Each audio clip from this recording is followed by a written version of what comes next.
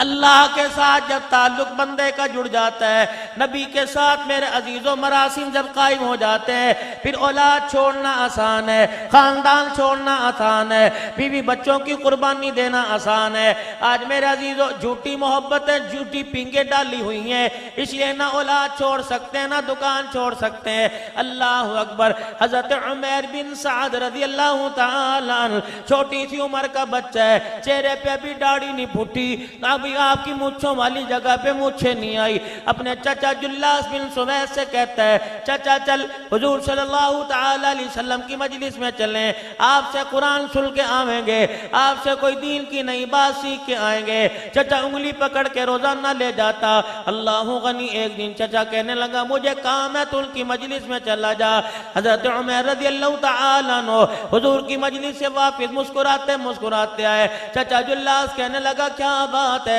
کہنے لگا تجھے پتہ ہی کوئی نہیں، آج انہوں نے جو درس سنایا، انہوں نے اللہ کی جنت کو بتایا، اور جنت کو ایسے بتا رہے تھے جیسے نظارے آنکھوں سے کر رہے ہو، اور جہنم کا ذکر ایسے کیا جیسے پاس سے گزر کے جا رہی ہو۔ اللہ اکبر۔ جلاس بن سوید کہنے لگا ان کی بات پر یقین کرایا، کہاں ان کی بات پہ یقین نہیں کروں گا تو کن کی بات پہ یقین کروں گا؟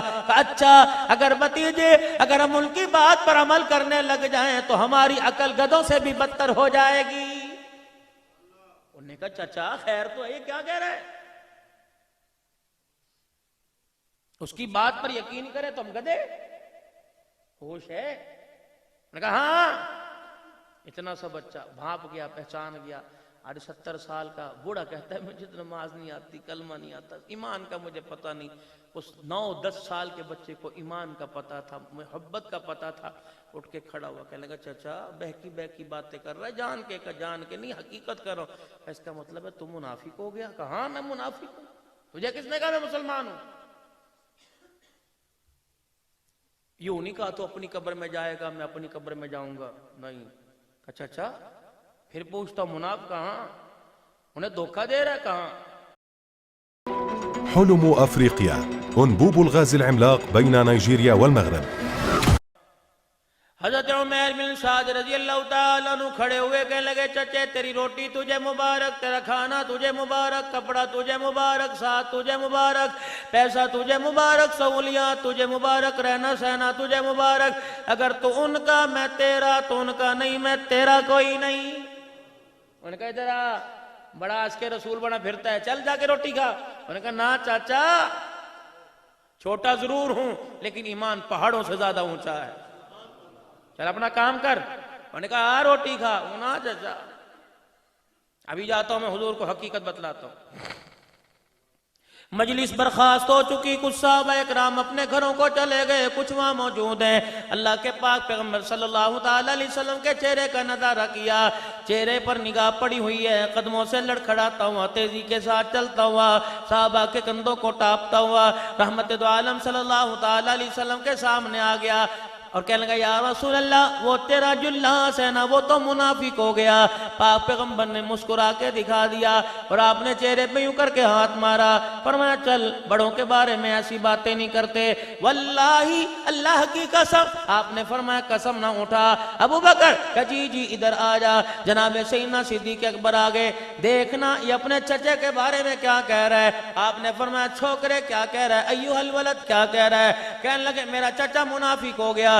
صدیق اکبر نے یکان سے پکڑ کے ہلایا کہ چلو چلو بڑوں کے بارے میں ایسی باتیں نہیں کرتے۔ اب صدیق کیا کرے؟ یا رسول اللہ اس نے کچھ اور کہا ہوگا، اس کی سمجھ میں کچھ اور آیا ہوگا۔ اللہ کے نبی جب وہ مسجد میں آئے گا ہم خود بخود تصدیق کر لیں گے، اس بچے کو جانے کی اجازت دو۔ صحابہ کہتے ہیں دور سے حضور کا مکھڑا دیکھتا رہا اور ہلکی ہلکی آنکھوں کی اس کی پلکیں پرنم ہونا شروع ہو گئی۔ پھر آپ صلی اللہ علیہ وسلم کی مجلس سے پیچھے ہٹا، مسجد نبوی کے کونے میں چلا گیا۔ خدا کا پیغمبر اسے غور سے دیکھ رہے ہیں کیا کر رہا ہے۔ اس نے اپنے چھوٹے سے کرتے کے دامن کو یوں کر کے دونوں ہاتھوں سے پکڑا اور آسمان کی طرف منہ کر کے دھاڑے مار کے رونے لگ گیا اور زبان سے کہنے لگا اللہم ان کنت صادقا فصدقنی وان کنت کاذبا فکذبنی۔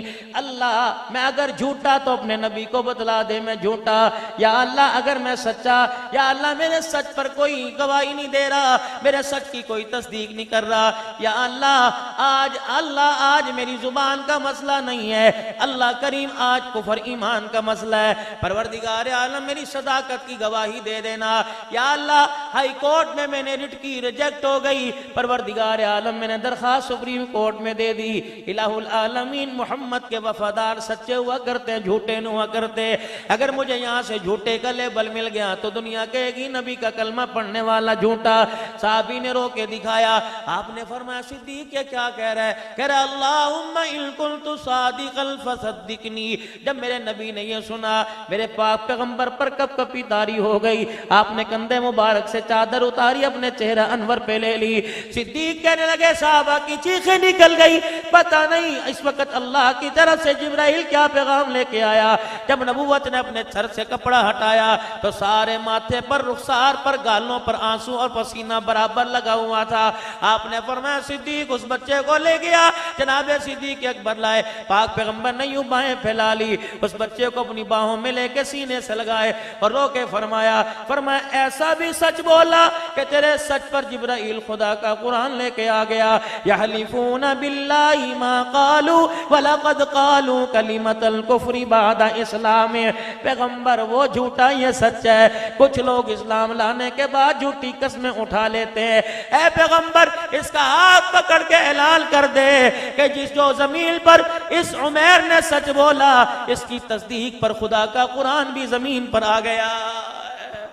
نعرہ تکبیر، شان محمد مصطفیٰ، شان صحابہ، صداقت صحابہ، عدالت صحابہ، وفائے صحابہ، قربانی صحابہ، ایثار صحابہ، حضرت مولانا علامہ عبدالحنان صدیقی صاحب، نعرہ تکبیر۔ میں پچھلے دنوں ٹھل حمزہ گیا، مولانا مکی کے مدرسے کے اندر حرم بیان شروع ہونے سے پہلے حضرت مکی کا مولانا منظر صاحب کے نمبر پہ فون آیا کہ عبدالحنان سے کہو کہ بیان شروع کرنے سے پہلے میری صحت خراب ہے، دعا کرواوے۔ میں نے کہا حضرت آپ ہمارے لیے دعا کرو، کہاں بیٹھے ہو؟ پر میں اس کو میرے مدرسے میں آیا، پہلی مرتبہ دعا کروائے، پھر میں نے دعا کروائی۔ اس کے بعد میرے عزیزوں جب بیان سے فارغ ہوئے مولانا منظر صاحب نے مجھے ایک واقعہ سنایا، کہنے لگے مولانا تصدیق شدہ واقعہ ہے، مجھے اس وقت ذہن میں نہیں آ رہا کون سی کتاب میں